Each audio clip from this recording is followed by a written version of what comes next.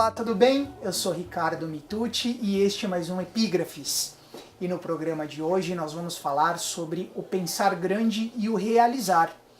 E para isso, nada melhor do que conversar com o homem que colocou o Brasil no epicentro da aviação mundial. Eu me refiro ao Dr. Osiris Silva. Dr. Osiris, como vai? Tudo bem? Tudo bem, como é que está? Tudo Muito bem, obrigado. Muito obrigado por ter aceitado o meu convite. Dr. Osiris Silva, se por acaso alguém ainda não sabe, é o fundador da Embraer e foi ministro do Brasil, ministro da Infraestrutura. É considerado por muita gente um visionário e até mesmo um herói nacional por toda essa história na aviação nacional e global. E para falar com o Dr. Osiris Silva sobre o pensar grande e o realizar, eu selecionei uma epígrafe do escritor francês Luc de Clapier, o Marquês de Vauvenargues, que diz o seguinte, abre aspas, para realizar grandes coisas é preciso viver como se não se devesse morrer jamais. Fecha aspas. A frase está no livro Reflexões e Máximas.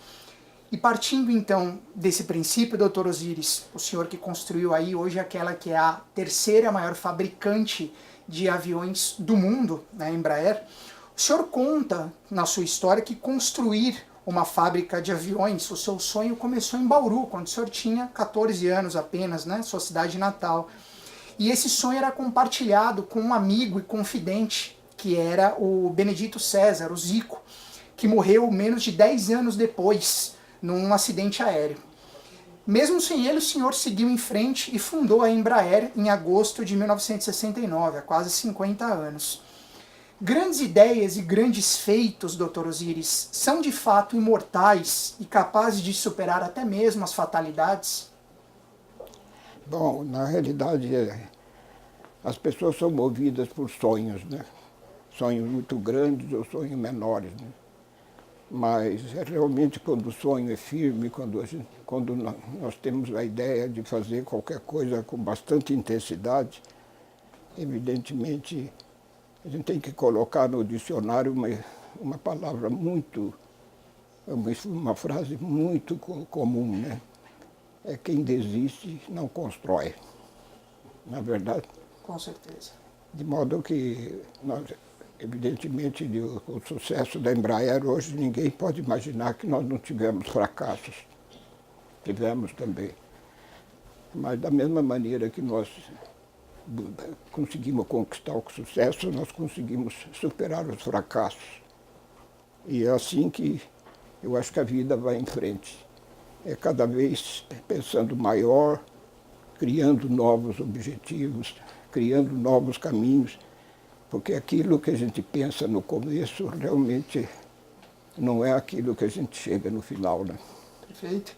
Uma rápida contextualizada do livro e do autor. A frase que serve de epígrafe para este programa é um dos 590 aforismos que compõem o livro Reflexões e Máximas. Já o autor, Luc de Clapier, é considerado um dos grandes escritores da literatura francesa, um talentoso explorador da psicologia humana na primeira metade do século XVIII. E dando sequência então, Dr. Osiris, num depoimento em vídeo dado pelo senhor ao canal meusucesso.com, o senhor diz que, abre aspas, as pessoas pensam em ser piloto de avião. Ninguém pensa em fabricar avião. Eu decidi pensar em ser engenheiro aeronáutico. Fecha aspas. Ao romancista norte-americano F. Scott Fitzgerald é atribuída a seguinte frase, abre aspas novamente, a genialidade é a capacidade de realizar aquilo que existe no pensamento, fecha aspas. Qual o limiar entre a genialidade de um sonho grandioso, como o do senhor, porém factível, e um ideal utópico, Dr. Osiris? Bom, na realidade, acho que todos nós concordamos que as pessoas vivem de relacionamento.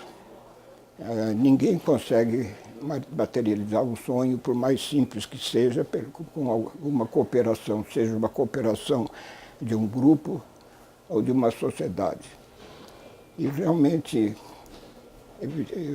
Nós conseguimos estabelecer um relacionamento muito forte com a Força Aérea e vários oficiais de alto nível da Força Aérea acharam que nós poderíamos fabricar aviões. E nós recebemos muita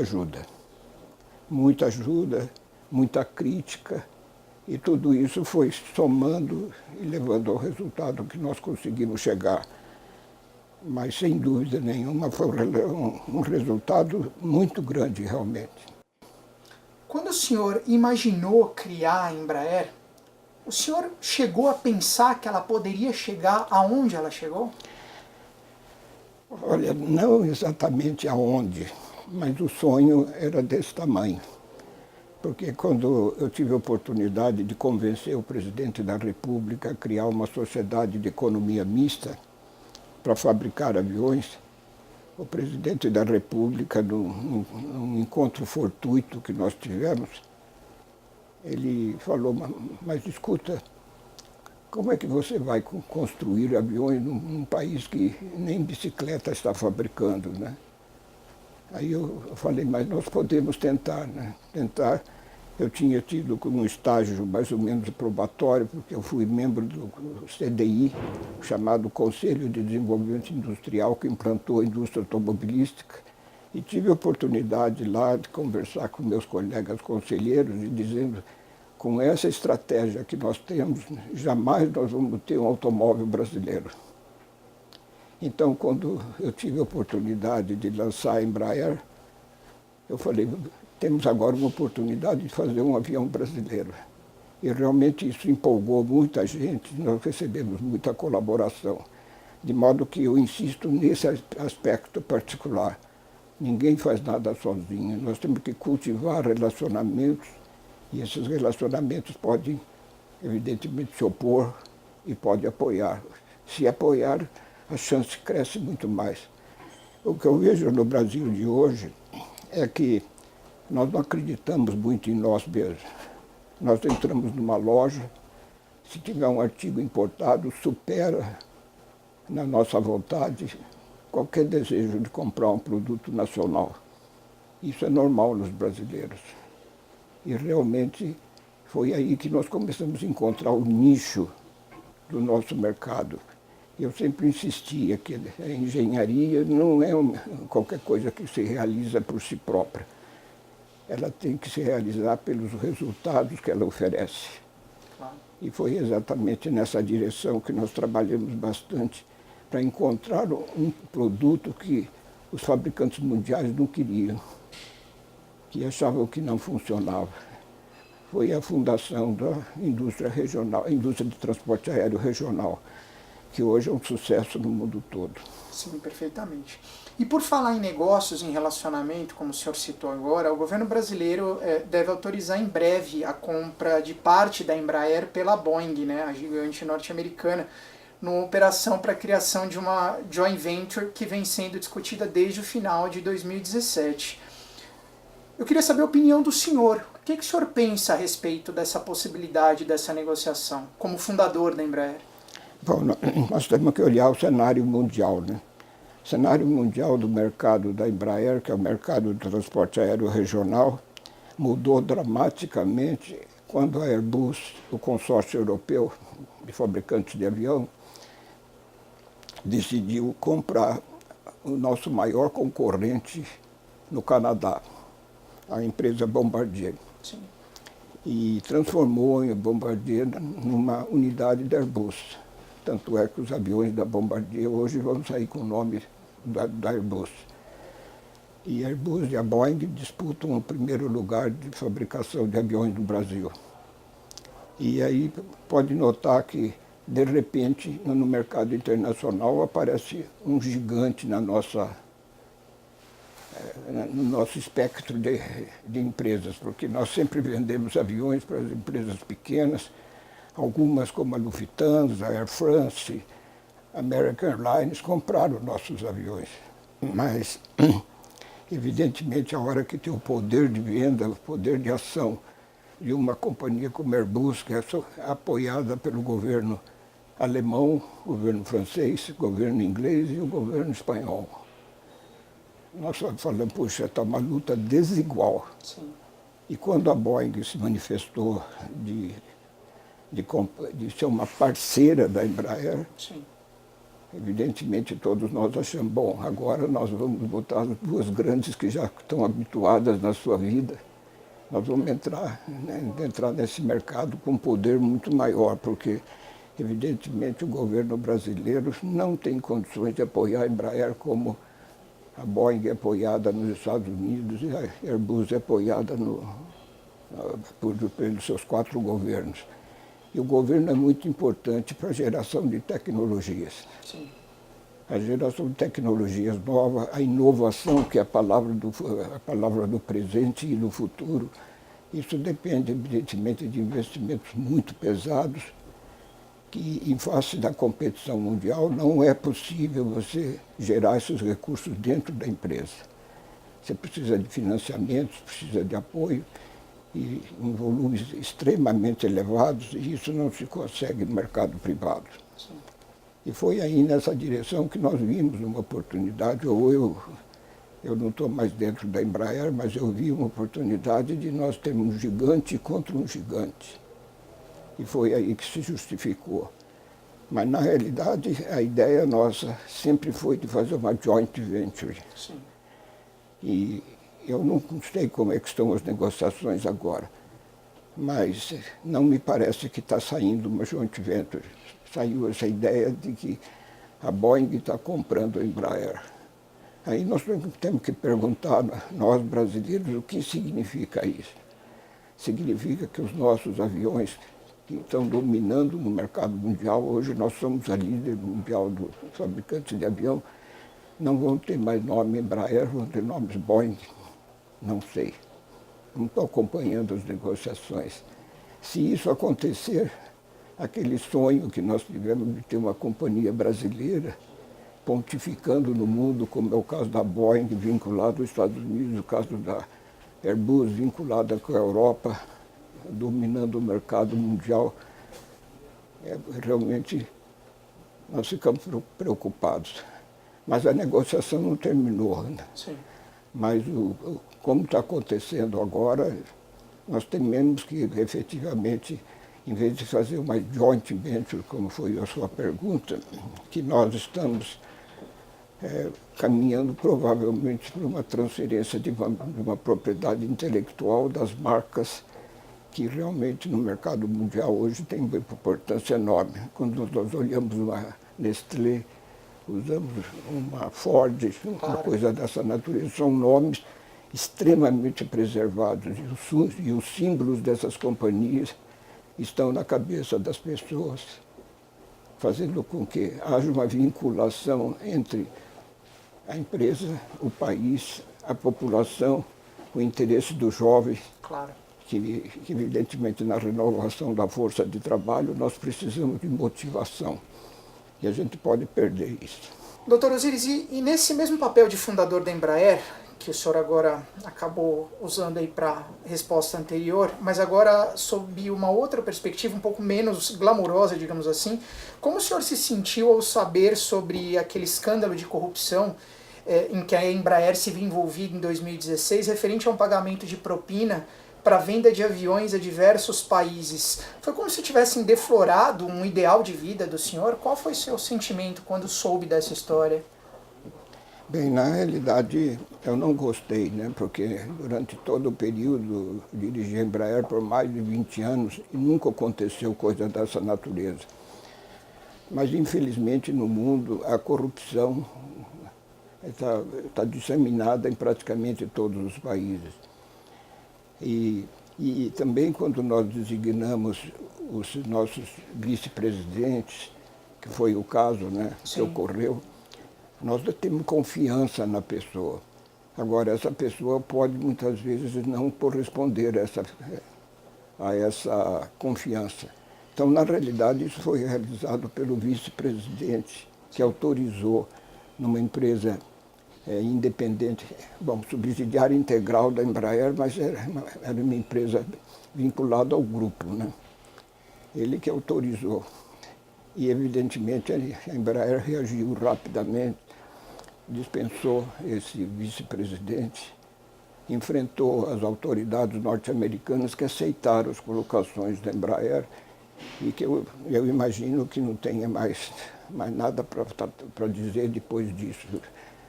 Se as autoridades americanas que levantaram isso já autorizaram, quer dizer, nós já fomos julgados. Né? Claro. A Embraer teve que pagar uma multa de quase 200 milhões de dólares na época, né? E o caso foi encerrado, né? Doutor Osiris, agora falando um pouco sobre educação. O senhor sempre foi um fervoroso defensor da educação como pilar do desenvolvimento pessoal e política de desenvolvimento nacional, né? Tanto que atualmente o senhor ocupa o cargo de reitor da Universidade São Judas Campus Unimonte, em Santos.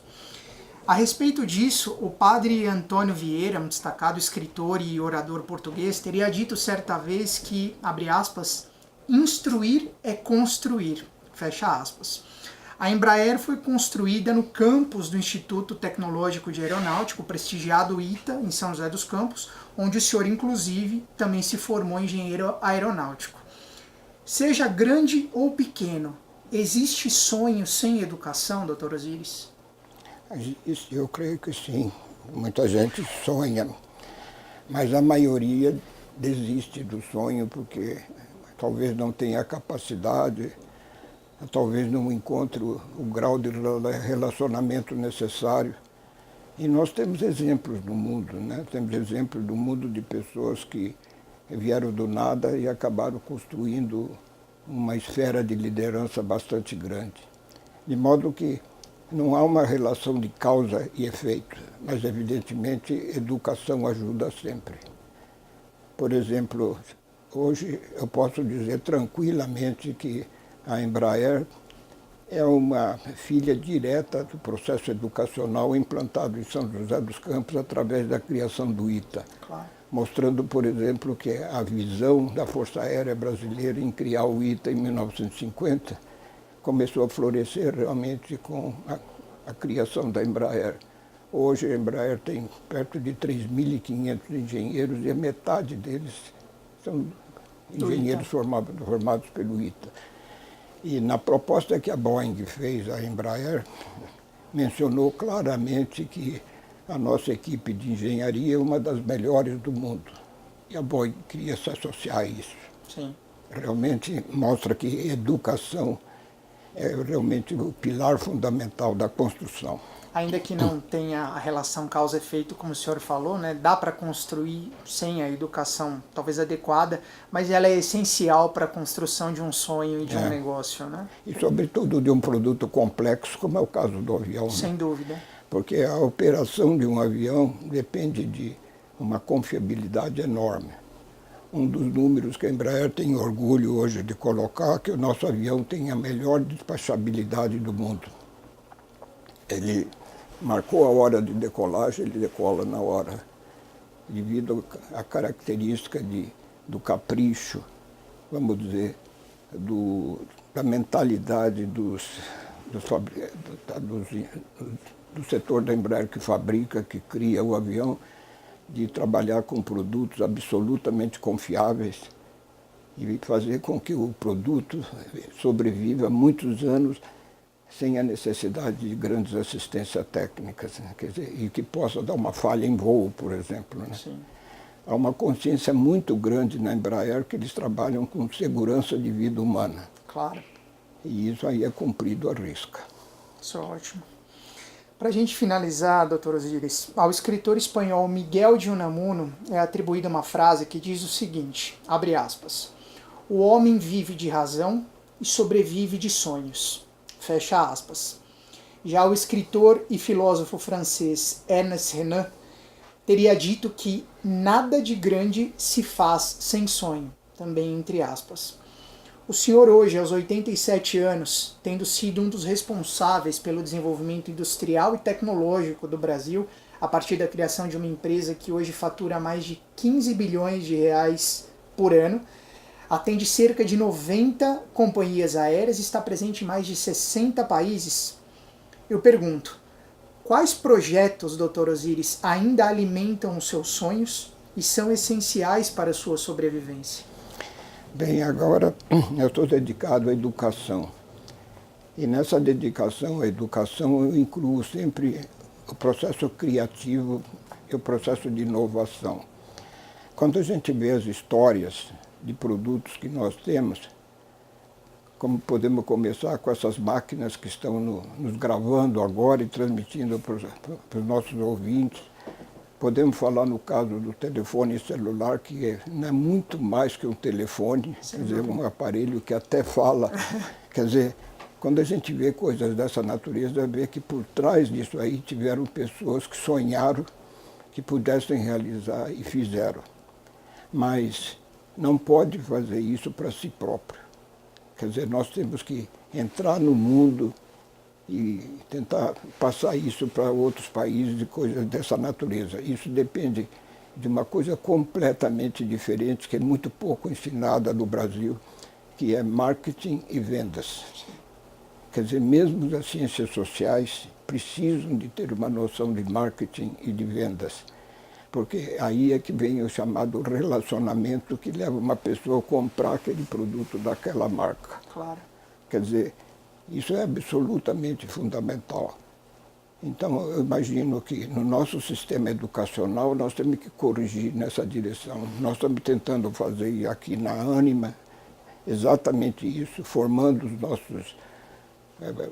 nossos alunos não simplesmente como um profissional, mas como um cidadão e que possa viver num mundo aberto, porque as comunicações hoje são completamente diferentes do que nós tínhamos há 30, 40 anos. Sim. De modo que nós temos um novo mundo que nós podemos conquistar. E eu fico muitas vezes pensando como é que um país tão fantástico, um país continental como é o nosso, esse país pensa tão pequeno. Quer dizer, nós ficamos com essas caramuças internas e esquecendo o mercado mundial. Nós podemos olhar com surpresa agora, por exemplo, para o presidente Trump dos Estados Unidos, que está sendo indicado para o Prêmio Internacional da Paz. Por quê? Porque conseguiu uma aproximação entre a Coreia do Sul e a Coreia do Norte. E nós olhamos no panorama mundial, nós não temos nenhum brasileiro com o Prêmio Nobel, que é um prêmio de referência mundial. Os Estados Unidos têm mais de 300, a Argentina tem 5, quer dizer, nós não temos nenhum. Quer dizer, então mostra efetivamente que esse aspecto nós de pensarmos, nós mesmos como cidadãos do mundo, nós vemos investimentos feitos localmente, dentro das fronteiras brasileiras, que o nosso mercado é muito grande, né? Sim. Mas não é suficiente hoje. Hoje o comércio internacional está crescendo muito de importância e nós precisamos entrar nesse comércio internacional com as mesmas dimensões geográficas que o Brasil tem. Para encerrar nosso papo, eu gostaria de lhe entregar o meu mais recente livro, o Romance Órfãos de São Paulo, em agradecimento à gentileza por ter nos concedido parte do seu precioso tempo aí para essa ótima entrevista ao Epígrafes. Eu espero que o senhor goste. E, mais uma vez, eu gostaria de agradecer ao senhor pela oportunidade. Não, eu que agradeço, né? Agora, eu diria que no título do seu livro fala também os que não são órfãos. Sim. Porque o caminho dos órfãos é muito maior do que os outros. E nós precisamos dos outros para que os órfãos possam efetivamente ter uma vida feliz, né? É verdade, com certeza. Agradeço pelo comentário. Mais uma vez, muito obrigado por ter aceitado o meu convite. Foi uma honra receber o senhor no programa. Eu entrevistei Dr. Osiris Silva, fundador e presidente da Embraer entre 1970 e 1986. Líder da equipe que projetou e construiu o turbohélice Bandeirante em 1965, que foi o avião, o modelo que deu origem à Embraer. Foi também presidente da Petrobras de 86 a 88 e ministro da Infraestrutura do governo Collor entre 1990 e 1991. Dr. Osiris ainda esteve à frente do processo de privatização da própria Embraer na primeira metade dos anos 90. Entre 2000 e 2003, assumiu a presidência da Varig. Atualmente é presidente do Conselho Estratégico da Ânima Educação e reitor do Centro Universitário São Judas, campus Unimonte, instituição de ensino superior pertencente à Ânima Educação. É ainda autor de 6 livros sobre aviação e empreendedorismo e possui mais de 70 prêmios, medalhas, homenagens e condecorações nacionais e internacionais por todo esse trabalho prestado à nação. Se você gostou desse papo, assim como eu gostei, então eu peço para que você curta e compartilhe essa entrevista com o Dr. Osiris Silva. Aproveite para se inscrever no meu canal no YouTube, ative o sininho e a cada vídeo novo você vai ser avisado e informado. Aproveite também para acompanhar o meu trabalho nas minhas mídias sociais, na minha fanpage no Facebook, no meu perfil no Twitter e também os meus posts no Instagram. E eu aproveito também para te convidar a visitar o meu site no mitute.com.br, o endereço está aparecendo aqui embaixo, para conhecer um pouco mais sobre o meu trabalho como escritor, autor do livro Órfãos de São Paulo, que eu entreguei para o Dr. Osiris, e também do livro de contos Histórias Quase Verídicas.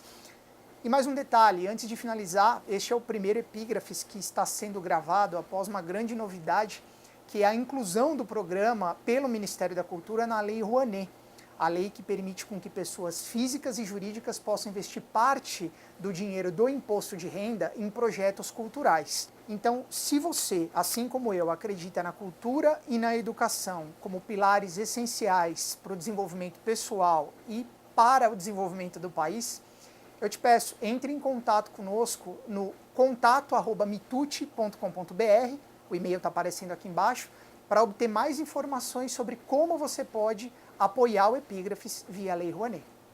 Então é isso, espero que você tenha gostado do programa e dessa novidade, e nós nos vemos numa próxima edição do Epígrafes. Um grande abraço e até lá!